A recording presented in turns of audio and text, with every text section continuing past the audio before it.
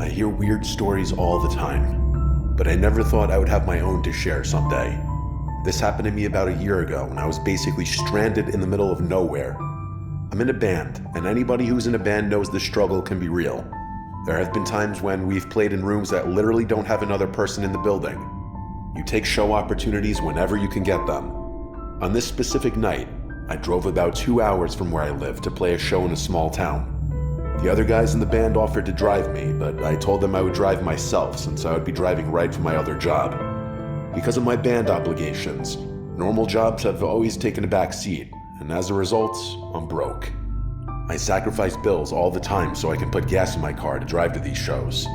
When I was driving to that show, I realized that my gas tank was not in a great position. By the time I arrived, I was closer to empty than I wanted to admit. After the show, my bandmates left before me. I grabbed a drink at a bar and hung out with the locals for a while before hitting the road. It was nearly 2 in the morning when I finally left. I pulled into the 24-hour gas station that was down the road from the bar and I tried to get some gas. Of course, my car wasn't working at the pump. I had $5 in cash on me, so I used that and hoped I could make it home. I wasn't very optimistic.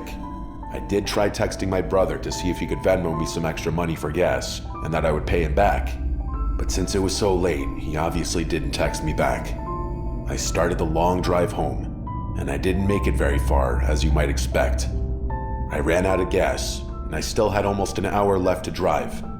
I was sitting on the side of the road, trying to figure out what to do. Service on my phone was terrible, but I could probably get a signal if I got out of my car and tried hard enough. Since it was so late, I didn't really want to call anybody and worry them, especially since I was so far away from home. I thought about just closing my eyes and resting for a few hours until dawn, and then I would call someone. But I didn't know if that was against the law to technically sleep on the side of the road. It felt sketchy. I figured my best option was just to wait out the clock until dawn.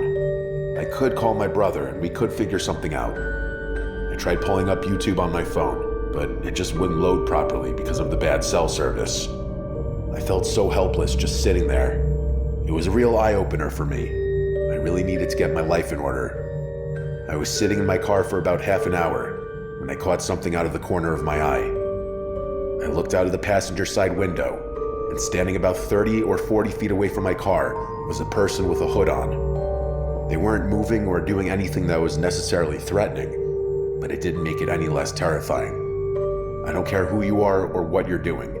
If you see a random hooded person just appear in the middle of nowhere, you'd be a little freaked out also. I made sure I locked the doors, and I just kept my eyes on this strange figure that came out of nowhere. The only time I broke my stare was when I started looking at all my mirrors and the surrounding areas of my car to make sure I didn't see anyone else. There were no other people, no car, nothing. Just this person with the hood on. When I looked back at the figure, I noticed that they were moving very slowly toward my car. Like, unnaturally slow.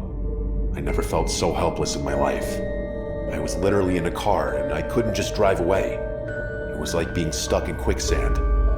Eventually, they were within just a few feet of the car.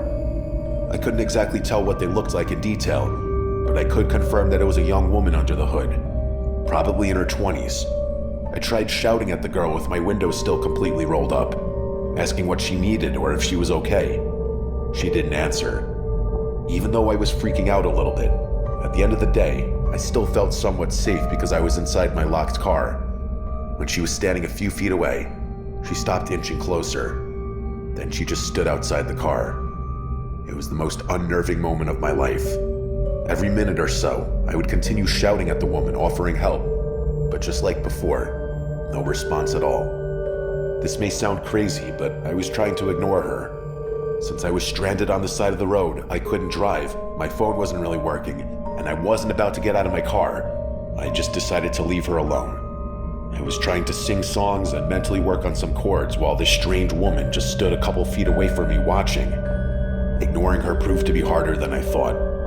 I couldn't take that horrible feeling anymore. It had to have been 10 times I tried to communicate with this woman. Finally, I decided I was going to try to record her.